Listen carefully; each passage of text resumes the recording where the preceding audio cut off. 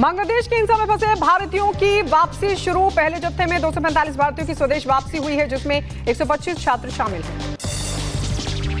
बांग्लादेश में सरकारी नौकरियों में आरक्षण को लेकर हिंसा लगातार जारी। हिंसक प्रदर्शन में 4 और लोगों की गई जान। ढाका समेत कई जगहों पर इंटरनेट सेवाएं बाधित। बांग्लादेश में आरक्षण के खिलाफ हिंसा में अब तक 100 से ज्यादा लोगों की मौत की खबर। आपको बता दें 2500 से ज्यादा लोग बताए जा रहे हैं जख्मी। देश भर में स्कूल और विश्वविद्यालयों को बंद कर दिया गया है। माइक्रोसॉफ्ट सर्वर ठप होने के बाद अमेरिका में भी कई उड़ानें हुई ठप। न्यू जर्सी के नेवार्क हवाई अड्डे पर फंसे कई विमान। डोनाल्ड ट्रंप के समर्थन में उतरे WWE champion Hulk Hogan. Trump को अमेरिका का बताया रियल हीरो। उत्साह से लवरेज होकर हल्क होगन ने अपनी शर्ट फाड़ दी। तेल अवीव में हमले के बाद धुएं के गुबार का वीडियो आया सामने। यमन के हौती विद्रोहियों ने तेल अवीव के ऊपर हुए ड्रोन हमले की जिम्मेदारी ली। हमले में एक शख्स की मौत, 10 से ज्यादा लोग जख्मी। पाकिस्तान में सेना के खिलाफ प्रदर्शन करे लोगों पर अंधाधुंध फायरिंग हुई। हमले में 3 लोगों की मौत की खबर, 20 से ज्यादा लोगों के जख्मी होने की खबर। फिलिस्तीनी विदेश मंत्री ने संयुक्त राष्ट्र की शीर्ष अदालत के फैसले को महत्वपूर्ण क्षण बताया। आईसीजे ने कहा कि फिलिस्तीनी क्षेत्र में इजरायल की मौजूदगी गैर कानूनी। जापानी विदेश मंत्री कामिकावा का कोसोवो दौरा। कोसोवो के प्रधानमंत्री एल्विन कुर्ती और विदेश मंत्री डोनिका गर्वला से मुलाकात की और कहा कि पश्चिमी बाल्कन में शांति और स्थिरता पूरे यूरोप के लिए महत्वपूर्ण। तुर्की में जंगलों की आग कई दिनों बाद भी बेकाबू। तेज हवाओं के कारण आग बस्तियों तक जा पहुंची। हेलीकॉप्टर से आग बुझाने की कोशिश लगातार जारी। अमेरिका में रिपब्लिकन पार्टी के सेनेटर जोश हॉल का बाइडेन पर बड़ा आरोप। कहा जानबूझकर कमजोर सुरक्षा ट्रंप को दी गई। इंडोनेशिया के बाली में हेलीकॉप्टर क्रैश। हादसे में पायलट समेत 5 लोग जख्मी। अस्पताल में कराया गया भर्ती। नमस्कार, आप देख रहे रिपब्लिक भारत और मैं हूं आपके साथ गायत्री शर्मा। सुबह के 6 बज चुके हैं। सभी बड़ी खबरें आपको बताएंगे और 7 बड़ी खबरों के साथ आइए शुरुआत करते हैं। 7 बड़ी खबरें कौन सी है वो आपकी टेलीविजन स्क्रीन पर। 7 बड़ी खबरों में सबसे पहली बड़ी खबर है माइक्रोसॉफ्ट का सर्वर लगातार ठप चल रहा है। 22 घंटे हो चुके हैं और लगातार सर्वर ठप चल रहा है। आपको बता दें अगली बड़ी खबर है नाम पर किस तरीके से घमासान मचा है, क्योंकि अब दुकानों पर हलाल या फिर झटका लिखना होगा। ये निर्देश साफ तौर पर जारी कर दिए गए हैं, लेकिन इस पर लगातार सियासत भी जारी है। तनाव किस तरीके से सियासी है वो भी हम आपको बताएंगे और साथ ही आपको बताएंगे पूजा खेड़कर पर आखिरकार अब कौन सी नई फांस निकलकर सामने आ गई है। उधर बांग्लादेश जो कि पड़ोसी मुल्क है, वहां पर लगातार प्रदर्शन जारी है। जल रहा है बांग्लादेश। आखिर क्या है कारण वो भी होगा आपके सामने और साथ ही आपको बताएंगे किस तरीके से जल तांडव लगातार जारी है। अलग अलग जगहों पर बाढ़ बारिश की तस्वीरें निकलकर सामने आ रही है। तो वहीं प्रधानमंत्री नरेंद्र मोदी को एलन मस्क ने क्यों बधाई दी है यह भी आपको बताएंगे। तो ये बड़ी खबरें हैं, 7 बड़ी खबरें जिनसे करने जा रहे हैं शुरुआत।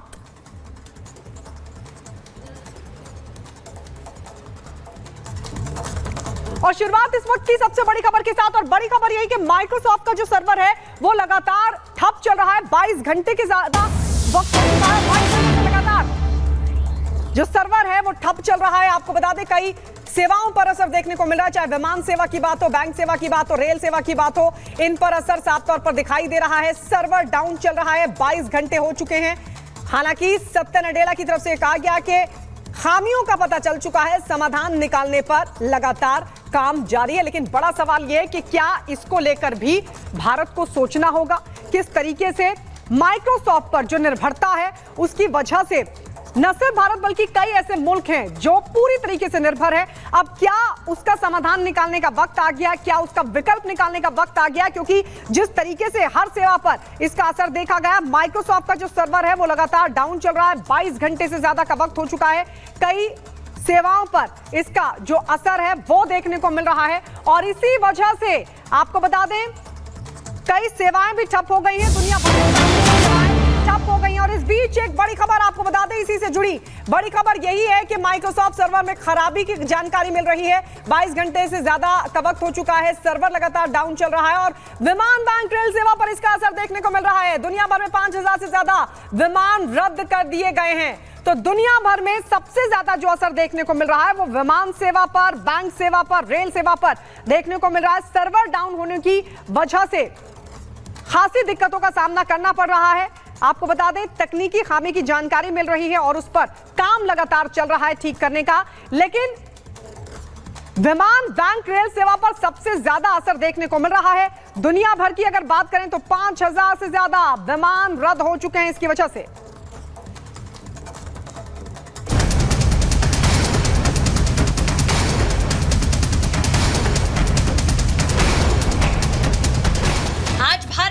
दुनिया के कई देशों ने सबसे बड़ी साइबर संकट का सामना किया।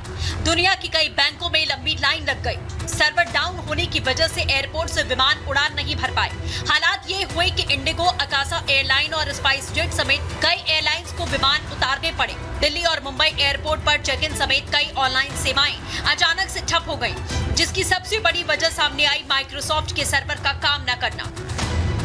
एयरपोर्ट पर लोगों की लंबी कतारें लग गई। अचानक से अफरा तफरी के हालात पैदा हो गए कि आखिर करें तो क्या करें, क्योंकि एयरपोर्ट स्टाफ के पास भी लोगों के सवालों का कोई जवाब नहीं था। माइक्रोसॉफ्ट का सर्वर बैठ गया है, उसके कारण काफ़ी दिक्कतों का सामना करना पड़ा है। देखिए यहाँ पे ये सर्वर काम नहीं कर रहा। अब क्या करने के लिए? बोर्डिंग पास निकालने के लिए क्या दिक्कत आ रही है सर? ये चल नहीं रहा है। चल नहीं रहा है? हाँ जी सर। कब से ये दिक्कत हो रही है? सर मैं तो अभी आके देखने लगा था, पर चल नहीं रहा था। बोर्डिंग पास निकाल रहे हैं? नहीं, बोर्डिंग पास निकल नहीं रहा है। निकल नहीं रहा है। यहीं पे आकर सिस्टम हैंग हो जा रहा है। सर सिस्टम हैंग हो रहा है। अभी एक निकला है लेकिन दूसरा नहीं निकल रहा है। अब भी बोर्डिंग पास निकालने की कोशिश कर रहे हैं? हाँ जी, हाँ जी। क्या दिक्कत आ रही है? अभी नहीं निकल रहा है, एरर आ रहा है बार। एरर आ रहा है? कहाँ जाना है आपको? देखो चेन्नई जाना है। सब एक ही सवाल पूछ रहे थे, हुआ तो क्या हुआ? तभी माइक्रोसॉफ्ट बताता है कि उसका क्लाउड सर्वर डाउन हो गया है और यही वो कारण था जिसकी वजह से ये डिजिटल दुनिया पूरी तरह से मैनुअल हो गई। लोगों को एयरपोर्ट पर मैनुअल चेक इन कराया गया, यहाँ तक कि हाथों से लिखे बोर्डिंग पास लोगों को दिए गए। सिर्फ भारत ही नहीं बल्कि दुनिया के हर कोने में एयरपोर्ट पर लंबी कतारें लग गई। लोग अपने घरों से दूर परेशानी से जूझते नजर आए। देखिए, टेक्नोलॉजी में इस तरीके के व्यवधान हमेशा उत्पन्न होते हैं और ये एक जिस तरीके से एक बाढ़, सूखा होता है, इसी तरीके से ये भी चीज़ें हो सकती हैं और इसका प्राइवेट सेक्टर में, जनता में, सरकार के डिफरेंट सेक्टर्स में इम्पैक्ट पड़ रहा है। और सरकार के लिहाज से इसमें हम देखें तो बहुत सारे इसके महत्व हैं, क्योंकि सरकार को दो तरीके से इस संकट से जूझना पड़ रहा है। पहला कि निजी क्षेत्र को जो इनकन्वीनियंस है वो, और दूसरा जो सरकारी सेक्टर्स में। कुल मिलाकर कहा जाए तो एक तरह से आज पूरी दुनिया की रफ्तार थम सी गई। हालांकि समस्या की नब्ज को पकड़ लिया गया और उसे सुलझाने की कोशिशें जारी हैं। Bureau report, republic Bharat. और उधर कांवड़ यात्रा मार्ग पर अब दुकानों पर मालिक के नेम प्लेट का आदेश क्या हुआ, विपक्ष तिलमिला उठा है। अब विपक्ष 100% सियासत पर उतर आया है। वहीं दूसरी तरफ जो लोग हैं, जो आम लोग हैं, उन्हें जिला प्रशासन के इस आदेश से कोई फर्क नहीं पड़ रहा है। लेकिन सवाल यह है कि फिर विपक्ष क्यों कर रहा है सियासत? रिपोर्ट आपको दिखाते हैं।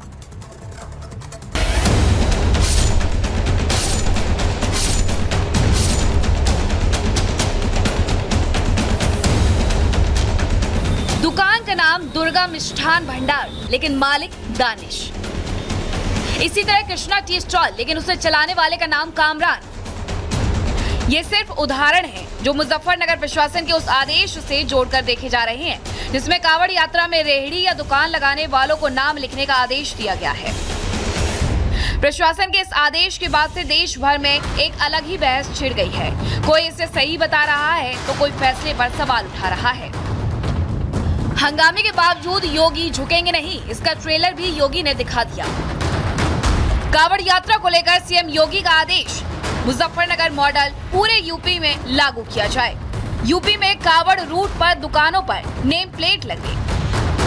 उत्तर प्रदेश में दुकान और दुकान मालिक के नाम बताने वाले आदेश पर विवाद छिड़ गया है। 3 दिन बाद सावन का पवित्र महीना शुरू हो रहा है। हरिद्वार से गंगा जल भरने के बाद देश के अलग अलग हिस्सों में कांवड़िए जाते हैं। इस क्रम में उत्तर प्रदेश के बड़े इलाके से शिव भक्त कांवड़ यात्री गुजरते हैं, जिसमें मुजफ्फरनगर एक बड़ा केंद्र है।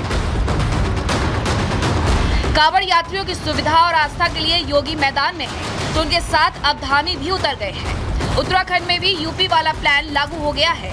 मुजफ्फरनगर और सहारनपुर जैसे ही हरिद्वार में भी कांवड़ यात्रा की रूट वाली दुकानों और ठेलों पर नाम के बोर्ड लगाने का आदेश लागू हो गया है। इस बारे में कहा है कि बाद में कई बार बहुत वैसी स्थिति पैदा होती है कि नाम बदल के लोग जो है अपनी पहचान छुपा के जो है दुकान खोल रहे हैं या कोई अन्य कारोबार कर रहे हैं, तो ठीक नहीं है। सबका आइडेंटिफिकेशन होना चाहिए, जो भी है। अपनी पहचान छिपाने में किसी को क्या दिक्कत है? अच्छा है, अगर हम कोई भी काम करते हैं, आप भी हैं, तो आप अपना नाम बता के तो यहाँ आए हैं ना। उत्तर प्रदेश उत्तराखंड के बाद अब राजस्थान के जयपुर नगर निगम ग्रेटर ने भी बड़ा फरमान जारी किया है। मांस मीट की दुकानों के बाहर अब लिखना पड़ेगा हलाल का मीट या झटका का मीट। मीट की दुकानें हों, उनका कमर्शियल लाइसेंस होना अनिवार्य है। यानी जिसके पास में कमर्शियल लाइसेंस होगा उनको ही मीट की दुकान का लाइसेंस मिलेगा। इसके साथ ही जो मीट की दुकान का लाइसेंस मिलेगा तो उस पर झटका और हलाल है वो भी इंगित करना होगा, जिससे किसी की जन भावना आहत नहीं हो, किसी को भी किसी प्रकार का भ्रम ना हो। योगी और धामी सरकार के एक्शन पर असर अब दिखने लगा है। ये तस्वीरें देखिए, कभी इन ठेलों पर आपने नाम की तख्ती नहीं देखी होगी, मगर अब आदेश के मुताबिक दुकानदार पहचान उजागर कर रहे हैं। ऐसी तस्वीरें उत्तर प्रदेश के मुजफ्फरनगर, सहारनपुर और शामली में दिख रही हैं। तो हरिद्वार में भी ठेले रेहड़ी वाले नाम का पोस्टर लगा रहे हैं। इस साल कांवड़ यात्रा 22 जुलाई से शुरू होकर 19 अगस्त तक चलेगी, जो न सिर्फ धार्मिक और आस्था का मामला है बल्कि रोजगार और व्यापार के नजरिए से भी अहम है, क्योंकि एक साल में 4 करोड़ लोग कांवड़ यात्रा करते हैं। हर कांवड़िए का खर्च करीब 1000 से 1500 रुपए, सालाना 5000 करोड़ का कारोबार होता है। स्थानीय लोगों को इससे ज्यादा रोजगार मिलता है और कांवड़ यात्रा के रूट में लोकल इकोनॉमी को जबरदस्त फायदा भी होता है। इसीलिए तो ज्यादातर दुकानदार भी प्रशासन के फैसले के साथ हैं। जनता का तो बिल्कुल सही सोचना है। जो हिंदुओं की चीज़ है वो हिंदुओं में होनी चाहिए, जो अदर कास्ट है वो अपने नाम के आगे लगाओ, जिसकी मर्जी हो जहाँ से खरीदो कोई सौदा, उसमें क्या दिक्कत है? आदमी के लिए गलत है और सही आदमी के लिए सही है। जब हम सही है, हमने लगा रहे हैं, कोई टेंशन नहीं है। हमारा नाम जो सच्चा है वो नाम यहाँ लिख रहे हैं, कोई दिक्कत नहीं। बहुत ही अच्छा फैसला है, हम इसके समर्थन में हैं, क्योंकि कांवड़ मार्ग में चलने वाले कांवड़ियों को ये पता रहेगा कि ये सात्विक भोजन यहाँ पर मिलेगा, तो वो वहाँ पर ले सकते हैं। नाम से उनको ये पता लग जाएगा। कई लोग ऐसे भी हैं जिन्हें अपना कामकाज ठप होने का डर सता रहा है। मैं नहीं समझता हूँ कि व्यापार में या बिजनेस में भी कोई धर्म आड़े आना चाहिए, और इस तरीके की चीज़ें किस बुनियाद पर की जा रही हैं ये तो वही लोग बता सकते हैं कि जिन्होंने ये फैसला किया है। बहरहाल ये चीज़ हमारी संस्कृति, हमारी तहजीब और हमारी सकाफत के लिए कतई तौर पर मुनासिब नहीं। पहचान उजागर करना सही है या गलत, ये तो जनता फैसला करेगी, लेकिन नाम बताने वाले आदेश पर नॉन स्टॉप राजनीति शुरू है। हालांकि स्थानीय दुकानदार और ठेले वाले नाम लिखने वाले आदेश को सही बता रहे हैं। उनका तर्क है कि कांवड़ यात्रा के दौरान किसी तरह की समस्या ना हो, इसके लिए जरूरी है कि पहले से उपाय किए जाएं, जो हो भी रहे हैं। Bureau report, republic Bharat. Uttar Pradesh की सियासत इन दिनों 7वें आसमान पर है। आपको बता दें, लखनऊ से लेकर दिल्ली, दिल्ली से लेकर लखनऊ तक लगातार बैठकों का दौर भी चला। इस बीच कई कयास भी लगे, लेकिन सारे कयास धरे के धरे रह गए। और फिर क्या मॉनसून ऑफर मिल रहा है, रिपोर्ट देखिए।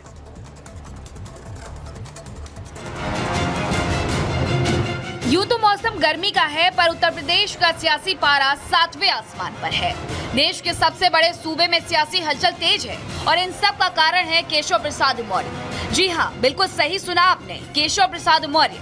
अब आप ये सोच रहे होंगे कि केशव प्रसाद मौर्य के कारण यूपी के सियासत में बड़ी हलचल क्यों है, तो पहले ये बयान सुनो। संगठन सरकार से बड़ा है।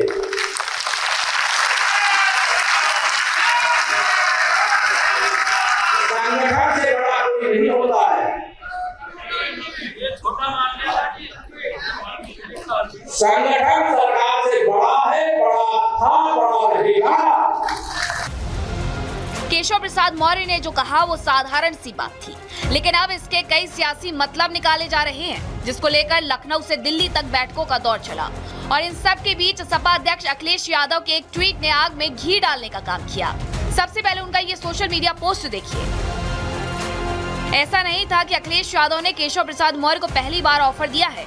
केशव मौर्य जब जब अपनी पार्टी से नेताओं से नाराजगी जताते हैं, तब तब अखिलेश ने उन्हें ऑफर दिया है।